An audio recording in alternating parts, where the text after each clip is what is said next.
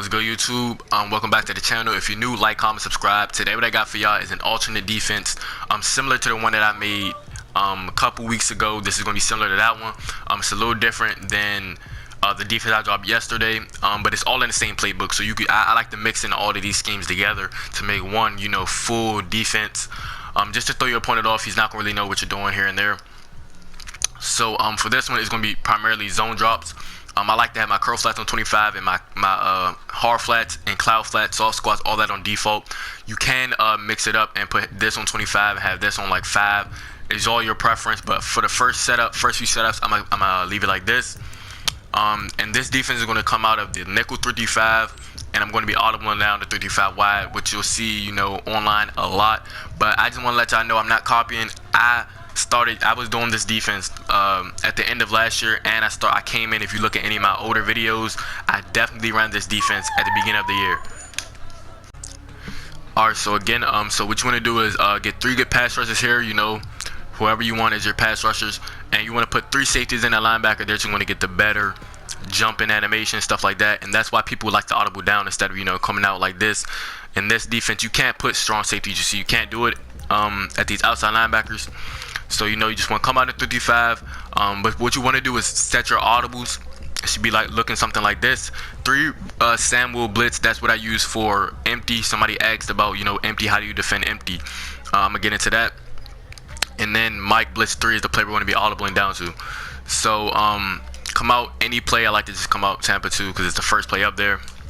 And I'm gonna just give y'all trips tight end because I primarily use this defense against trips tight end. I run it a little bit against other formations, but mostly trips tight end. So what you want to do is quickly audible down. See how it comes down like this. So the way to audible down, I'm gonna go back for y'all. Shoot. So this is what you come out in. You want to hit square, left on your D-pad. If you're on Xbox, it will be, what is it? I forgot what it is, but I know it's L1 for PS4. Click L1, audible down.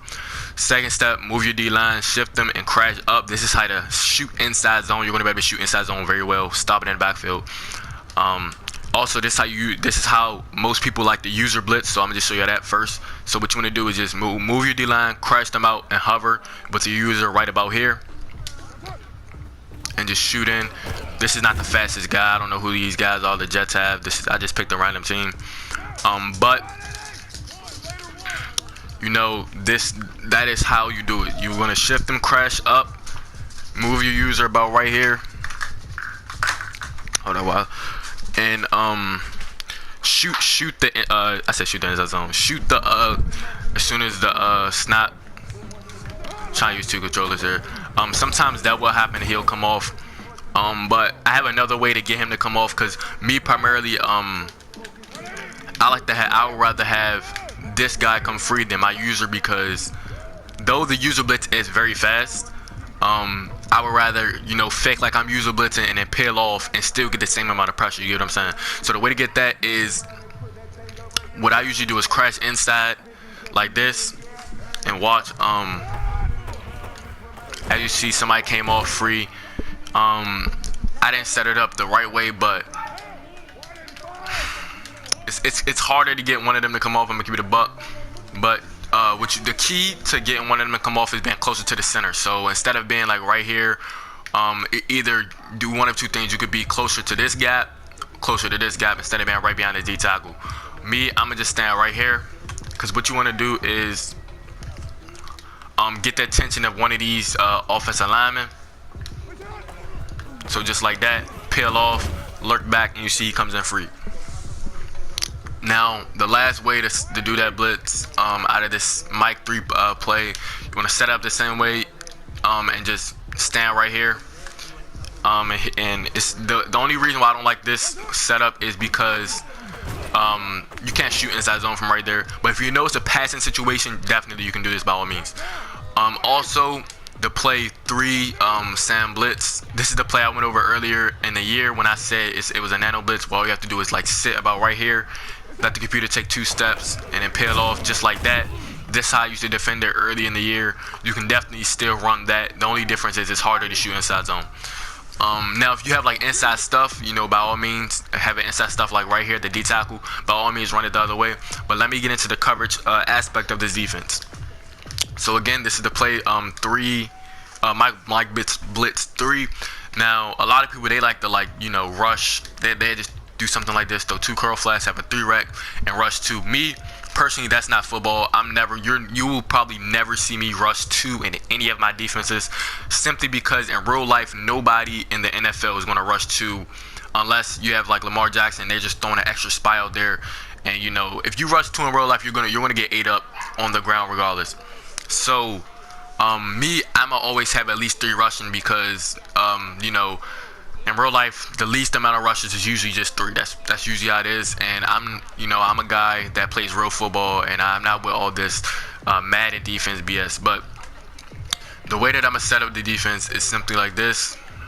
All you want to do is cover two this side, so you don't get 1 play touchdown.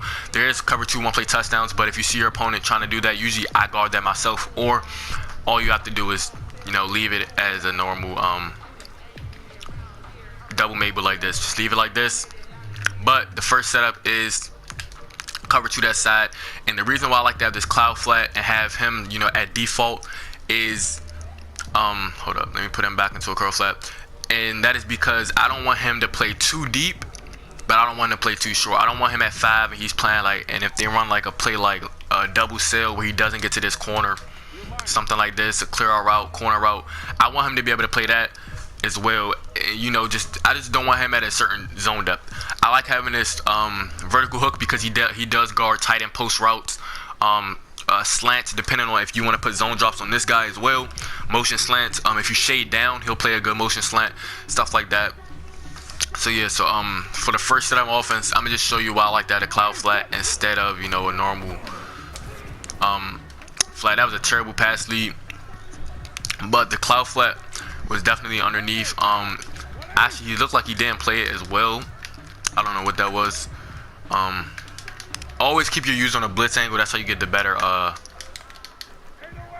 what is it called? That's how you get the better agility and stuff. But as you see right there, I get sacked. But yeah, the cloud flat definitely was underneath, and that's why I don't like to play zone drops. That's it right there. So now I'm gonna get into a more advanced setup. Also, it doesn't take too long to set up. Well, I'm out in the corner. I'm over here looking for my user. It doesn't take too long to set up. So I'm gonna just run something with a crosser, a clear out, and a motion slant. I'll put him on like an option. I don't know the setups for these guys that run trips tight end, because this is just, it's kind of similar to my pistol chest, but this is not something I do. So I'm gonna just run something like this, and I'm gonna show you what would get open. Nothing would get open but that running back hook. That's literally it. So knowing that what you're using it, and this is why I said I like the cloud flats on default. You see this? Watch this. He's gonna play the immediate flat. If he throws the immediate flat, it's a pick. He plays this, and then as the slant is coming across, excuse me. I told you this vertical hook plays slants very well, plays motion slants very well. That's why I like it. So let's watch the vertical hook. They're on the slant, and watch as he's getting stacked by this point, but watch as he notices the slant is coming to his own. He's moving up to rob that, and that's all you really want from a flat defender. That's how I like my flat defenders to play. So I keep it on default with my user. As you see, I play this slant and I immediately run bail to this running back route. And you have your 25-yard curl flat right here that's going to play this crosser, that's going to help play this crosser. I think I might have moved him up the field a little bit, so you can probably throw this up the field, but by this time he is getting sacked when it does get open. If he starts to throw it over top, you got more adjustments that you can make, and that is just changing your curl flats to 30. It's all up to your preference. Also, what was I about to say? I forget it. So I'm gonna just get out to the next setup. I don't know any of these setups whatsoever. PA slot. I'm gonna just do a corner. I'll do another motion slant for y'all and I'll have a clear out this time. Show you a corner route by the tight end. So again, so you can't throw, the only thing he could have thrown there was that running back route, but I wasn't using this time. I'm gonna go into instant replay for y'all and show y'all, you know, nothing's really open. The corner route's not open, it's just not there because you have that 25-yard curl flat. So 25-yard curl flat, he's over on the corner route. If you try to throw it up the field, you got your deep half over top.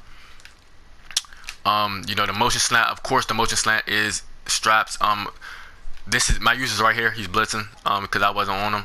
So just imagine me being in the middle of the field to guard this slant for about a half a second and then immediately bail out to this running back option. A lot of people like to do like little running back curls and stuff. So it definitely helps having that vertical hook, because if you have him in a curl flat, he's going to be somewhere over in this area, and you're going to have to pick and choose between this guy and this guy. So, you know, having that extra vertical hook is key in this defense. Now I'm gonna get into it empty and show you how I like to play empty real quick before I end the video. Alright, so against empty, usually what I do is I'm gonna just come out in 3-3-5 wide, simply because I don't really care for coverage at these outside linebacker positions. I come out in 3 Samuel blitz, and that is because yeah, I don't really care about coverage. I'm sending them guys.